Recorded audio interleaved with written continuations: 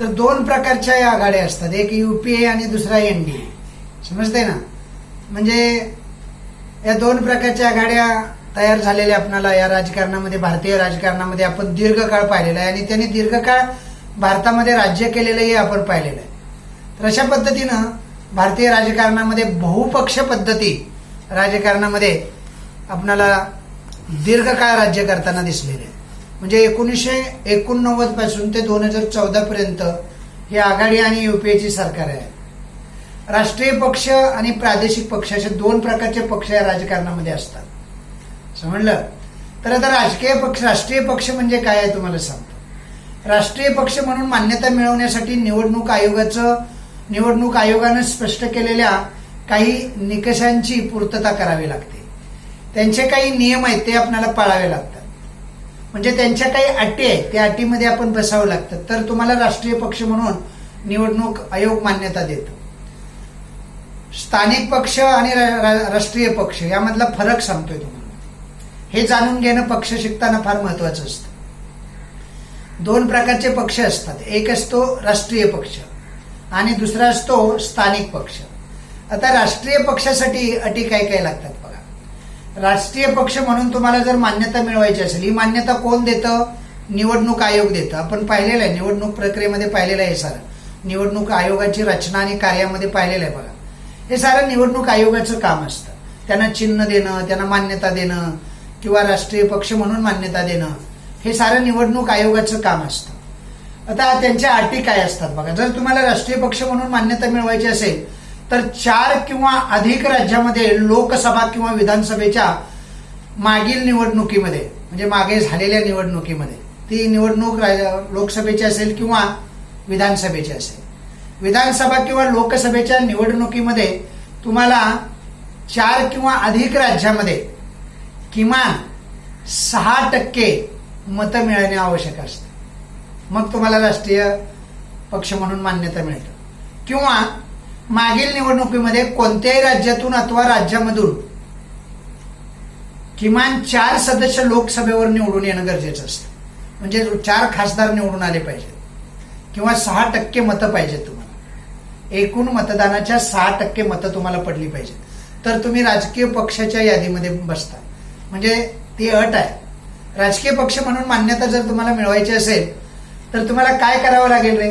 राजकीय पक्ष म्हणून मान्यता मिळवण्यासाठी एक तर तुम्हाला मागील निवडणुकीमध्ये, म्हणजे तुम्ही अर्ज करणार निवडणूक आयोगाकडे, त्याच्या मागील निवडणूक जी झाली त्यामध्ये तुम्हाला विधानसभेत किंवा लोकसभेत 6% मतं मिळवणं गरजेचं आहे. किती टक्के? 6% मतं मिळाली पाहिजेत. किंवा किमान लोकसभेमध्ये, कोणत्याही राज्यामध्ये लोकसभेमध्ये तुम्हाला 4 खासदार निवडून देता आले पाहिजेत. म्हणजे तुमचे प्रतिनिधी लोकसभेवर निवडून देता आले पाहिजेत. समजते? अशा पद्धतीनं त्यांची अट असते. किंवा एकूण लोकसभा मतदारसंघाच्या, म्हणजे लोकसभेचे जेवढे मतदारसंघ आहेत त्या मतदारसंघाच्या किमान 2% मतदारसंघातून, तसेच किमान 3 राज्यामधून उमेदवार निवडून येणे आवश्यक आहे. अटे द्या. एकूण लोकसभा मतदारसंघाच्या किमान 2% मतदारसंघातून किंवा किमान 3 राज्यामधून निवडणूक लढवायची आणि त्या निवडणुकीमध्ये तुमचे उमेदवार निवडून येणं आवश्यक आहे. तर तुम्हाला राष्ट्रीय दर्जा मिळतो, म्हणजे राष्ट्रीय पक्ष म्हणून दर्जा मिळतो. हे ध्यानात ठेवायचे. अटी आहेत, राष्ट्रीय पक्षाच्या अटी आहेत. त्या पहिली अट सांगितली मी, 4 किंवा अधिक राज्यामध्ये लोकसभा किंवा विधानसभेमध्ये भाग घेऊन 6% मतदान मिळालं पाहिजे. किंवा मागच्या निवडणुकीमध्ये एखाद्या राज्यामधून, कोणत्याही राज्य असेल, 4 प्रतिनिधी लोकसभेवर निवडून देता आले पाहिजे. आणि दुसरं काही सांगितलं मी तुम्हाला, कोणत्याही लोकसभा, एकूण लोकसभा मतदारसंघाच्या किमान 2% मतदारसंघातून, समजलं, 2% मतदारसंघातून किंवा 3 राज्यामधून तुम्हाला उमेदवार निवडून देणं गरजेचं असतं. कळतंय ना? आता प्रादेशिक पक्ष बघा. प्रादेशिक पक्ष हा राज्य पातळीवरील पक्ष म्हणून मान्यता मिळवतो, म्हणजे राज्यापुरताच. या राज्यामध्ये महाराष्ट्र राज्य आहे ना, महाराष्ट्र राज्यापुरताच जो पक्ष कार्य करतो त्यांना देशाच्या राजकारणात फारसा रस नसतो. असे जे पक्ष असतात त्यांना मान्यता मिळवण्यासाठी निवडणूक आयोगापुढे काही अटी असतात. अटी या दोघा नाहीये. म्हणजे राष्ट्रीय पक्ष म्हणून मान्यता मिळवण्यासाठी आहेत आणि प्रादेशिक पक्ष म्हणून मान्यता मिळवण्यासाठी सुद्धा अटी आहेत. तर यांना अटी, प्रादेशिक पक्षांना काय अटी आहेत बघा. लोकसभा किंवा विधानसभेच्या मागील निवडणुकीमध्ये किमान 6% मतं मिळाली पाहिजे. ते स्थानिक पक्षामध्ये म्हणजे राष्ट्रीय पक्षाला सुद्धा होतं बघा. ते मिळवणं गरजेचं आहे. किंवा किमान 2 सदस्य विधानसभेवर निवडून येणं आवश्यक आहे. मग तुम्हाला स्थानिक पक्ष म्हणून मान्यता मिळेल. किमान 2 तरी आमदार तुमचे निवडून आले पाहिजेत, विधानसभेवर गेले पाहिजेत. किंवा अजून एक अट असते, विधानसभेच्या एकूण सभासद संख्येच्या, विधानसभेत एकूण सभासद संख्या आपली विधानसभा आहे त्यात 288 आहेत. या सदस्य संख्येच्या किमान 3% जागा, समजलं, किमान 3% जागा किंवा 3 जागा प्राप्त करणं गरजेचं आहे. कळतंय? या अटी. आता आपल्याला राष्ट्रीय पक्ष कोणकोणते आहेत बघायचे. किती पक्ष आहेत राष्ट्रीय पक्ष?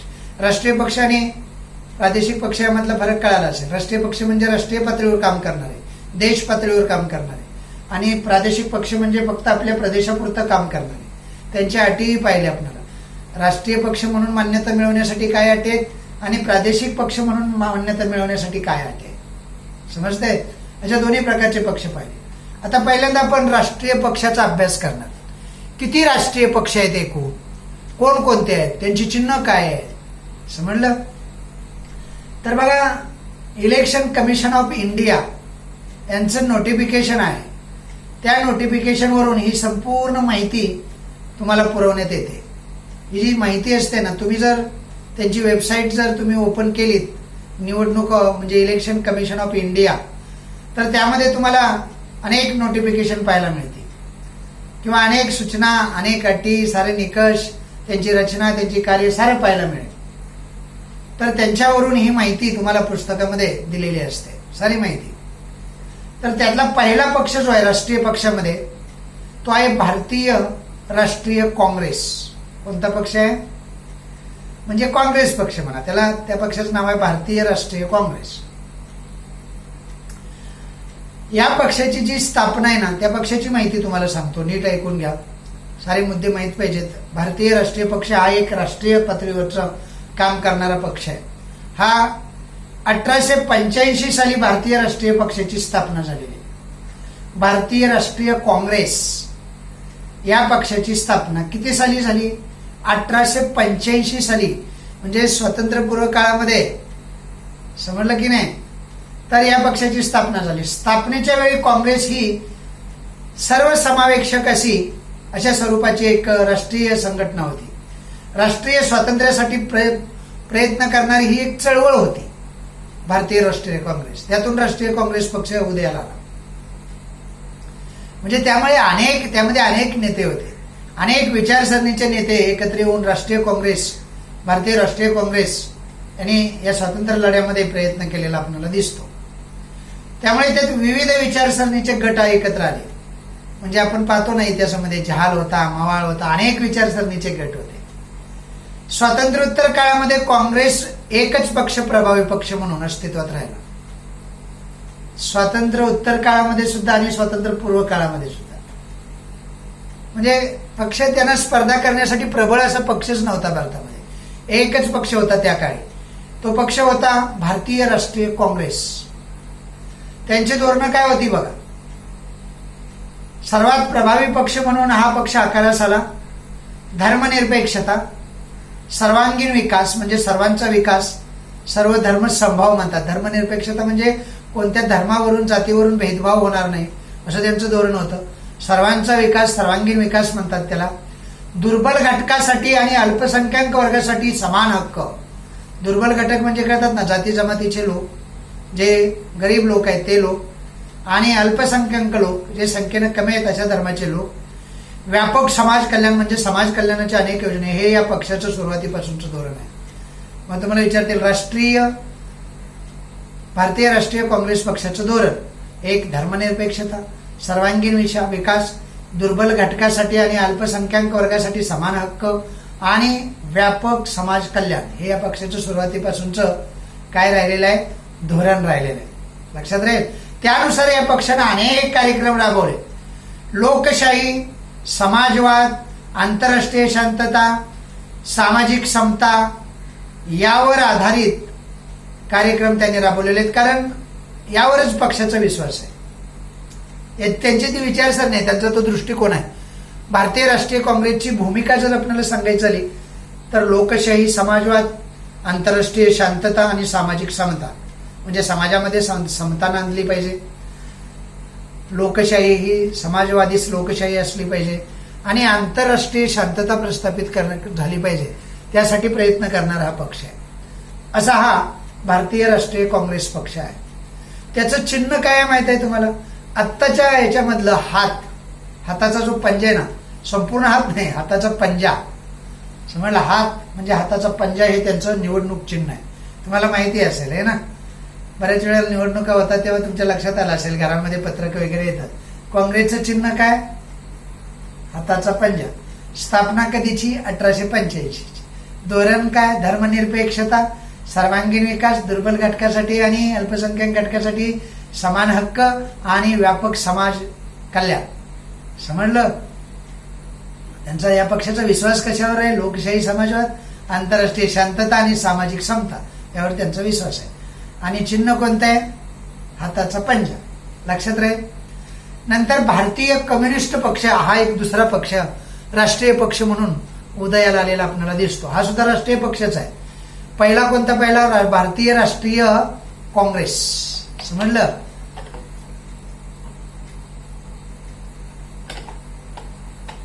दुसरा पक्ष आहे भारतीय कम्युनिस्ट पक्ष म्हणतात त्याला. काय म्हणायचं? भारतीय कम्युनिस्ट पक्ष. मार्क्सवादी विचारसरणीवर आधारलेला आहे. मार्क्सवादी विचारसरणीवर आधारलेल्या या पक्षाची जी स्थापना आहे ती 1925 सालची आहे. हा सुद्धा कधी स्थापन झालेला आहे? 1925 म्हणजे कळते ना, स्वातंत्र्य पूर्व काळामध्ये, म्हणजे 47ला झालं ना स्वतंत्र, 1925 मध्ये अगोदर.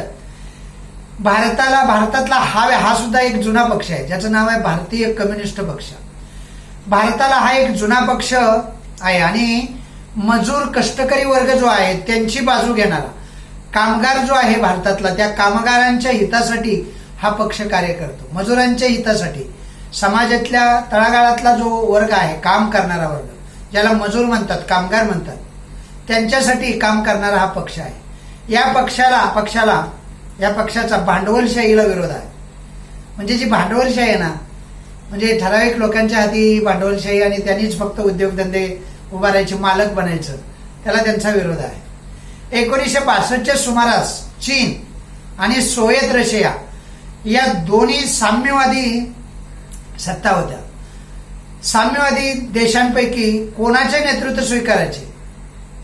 म्हणलं, चीनचं स्वीकारायचं की रशियाचं स्वीकारायचं? सोव्हिएत रशियाचं की चीनचं स्वीकारायचं, यावरून या पक्षामध्ये वाद झाले 1962 साली.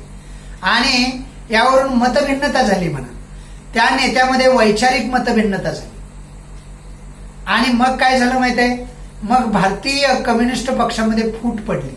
त्याची 2 शक्ल झाली, 2 विभाग झाले भारतीय कम्युनिस्ट पक्षाचे. त्यातून भारतीय कम्युनिस्ट पक्ष मार्क्सवादी स्थापन झाला. म्हणजे नाव तेच राहिलं, पण पुढे त्याला मार्क्सवादी असं जोडलं. मार्क्सवाद हा सोव्हिएत रशियाचा, समजलं? म्हणजे मार्क्सवादी विचारसरणीवर आधारित हा पक्ष स्थापन झाला. पहिला भारतीय कम्युनिस्ट पक्ष होता, आता भारतीय कम्युनिस्ट पक्ष राष्ट्रवादी हा त्यातून एक नवीन पक्ष उदयाला आला. का उदयाला आला? कारण साम्यवादी विचारसरणी 2 देशामध्ये होती, चीन आणि रशिया.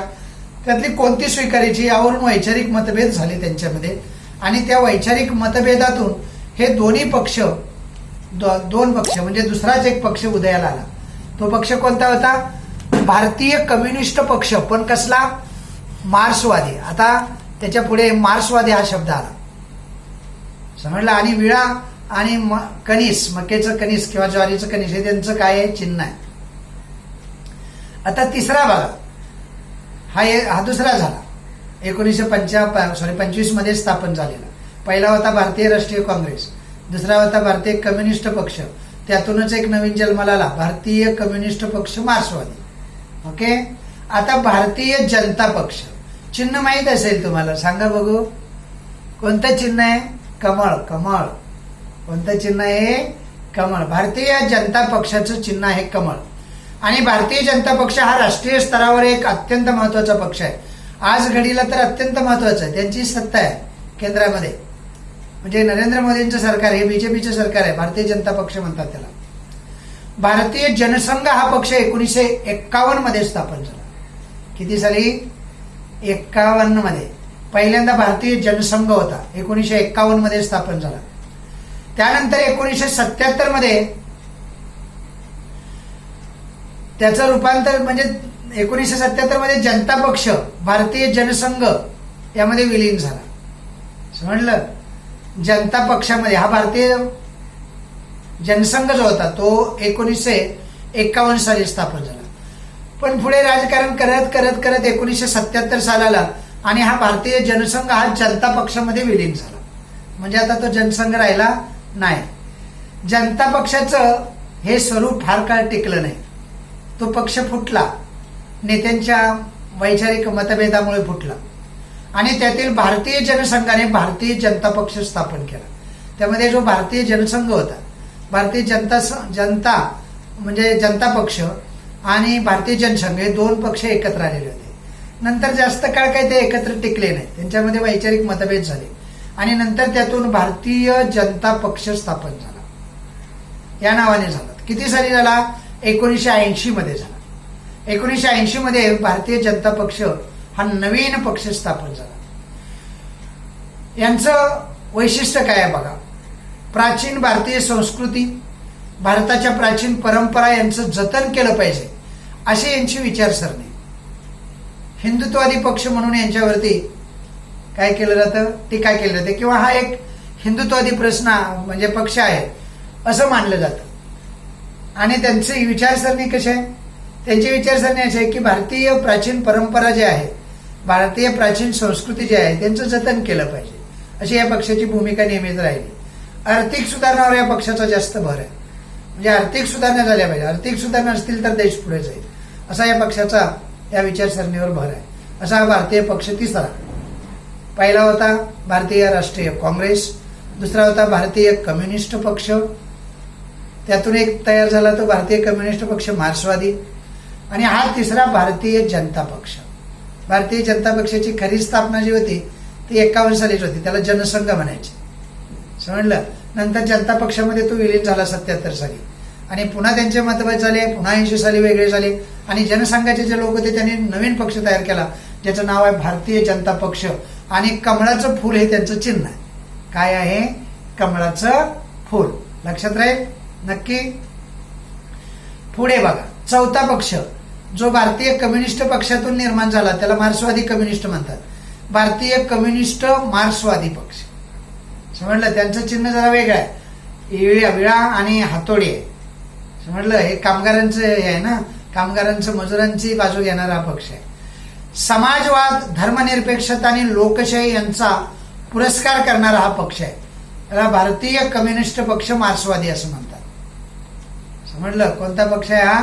भारतीय कम्युनिस्ट पक्ष मार्क्सवादी म्हणजे मार्क्सवादी कम्युनिस्ट पक्ष. पहिला कोणता होता? भारतीय कम्युनिस्ट पक्ष. त्यातूनच त्यांचं वैचारिक मतभेद झाला, हा दुसरा पक्ष तयार झाला. म्हणजे तो पक्ष फुटला आणि दोन झाले. तर यांचा विश्वास कशावर आहे? समाजवाद म्हणजे समाज समानता आणणं, धर्मनिरपेक्षता म्हणजे सर्व धर्म समभाव आणि लोकशाही यांचा पुरस्कार करणारा पक्ष आहे. समाजवादाच्या पक्षाचा साम्राज्यवादाच्या पक्षाचा विरोध आहे. साम्राज्यवाद म्हणजे कळतं ना, एका राष्ट्रानं दुसऱ्या राष्ट्रावरती आपलं सत्ता प्रस्थापित करायची, जशी इंग्लंडची ब्रिटिशांची सत्ता आपल्यावर होती. त्याला यांचा विरोध आहे. यांनी विरोध केलेला आहे. सर्वच पक्षांनी विरोध केलाय ना, यांनी एक विरोध केलेला आहे. त्यांना विरोध आहे. कामगार, शेतकरी, मजूर, शेतमजूर यांचं हित जपणं किंवा हितसंबंधाची जपणूक करणं हे या पक्षाचं धोरण आहे. कोण? कामगार, शेतकरी आणि शेतमजूर यांचं हित किंवा यांचं हितसंबंध जपणं हे या पक्षाचं काय आहे? धोरण आहे. अशा पद्धतीनं हा पक्ष आहे. त्यांचं चिन्ह जे आहे ते विळा आणि हातोडी आहे. समजलं?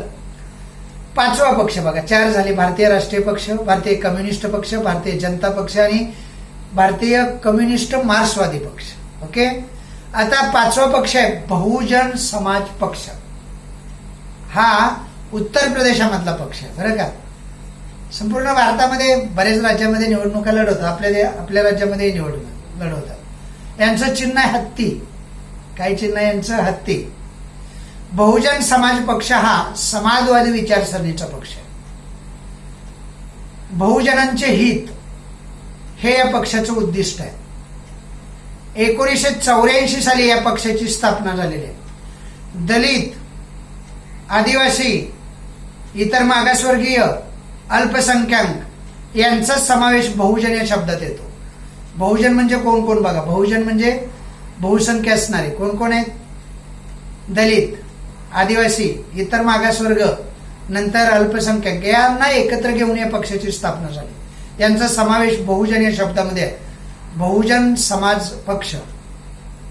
बहुजन म्हणजे कोण? बहुजन म्हणजे दलित, आदिवासी, इतर मागासवर्ग आणि अल्पसंख्याक लोक यांना बहुजन असा शब्दप्रयोग आहे. या बहुजन समाज पक्षामध्ये हे 4 घटक येतात: दलित, आदिवासी, इतर मागासवर्गीय आणि अल्पसंख्याक. याला बहुजन म्हणायचं. बहुजन समाजाला सत्ता मिळवून देणं हे या पक्षाचं उद्दिष्ट आहे. म्हणजे दलितांना सत्ता मिळवून देणं, मागासवर्गीयांना सत्ता मिळवून देणं, आदिवासींना सत्ता मिळवून याचंही उद्दिष्ट आहे. काशीराम यांनी स्थापन केलेला पक्ष आहे. आता मायावती प्रमुख आहेत आणि हत्ती आहे त्यांचं चिन्ह आहे. माहित असू दे. हा झाला 5वा पक्ष. हे राष्ट्रीय पक्ष चालू आहे. पहिला कोणता होता सांगा बघू? भारतीय काँग्रेस, राष्ट्रीय काँग्रेस. दुसरा कोणता होता? भारतीय कम्युनिस्ट पक्ष. तिसरा होता भारतीय जनता पक्ष. चौथा होता भारतीय कम्युनिस्ट मार्क्सवादी पक्ष. आणि 5वा आपण पाहिला बहुजन समाज पक्ष. आता 6वा आपल्याला पाहायचं आहे तो म्हणजे राष्ट्रवादी काँग्रेस पक्ष. हा शरद पवारांचा पक्ष आहे बघा. शरद पवार त्यांचे मुख्य आहेत. माहित असेल, महाराष्ट्रामधलाच आहे तो. काँग्रेसमधून बाहेर पडून राष्ट्रवादी काँग्रेस पक्षाची स्थापना 1999 साली शरद पवार यांनी केलेली. समजलं? सोनिया गांधींचं जे नेतृत्व होतं हे त्यांनी नाकारलं, कारण ती भारतीय नाहीये.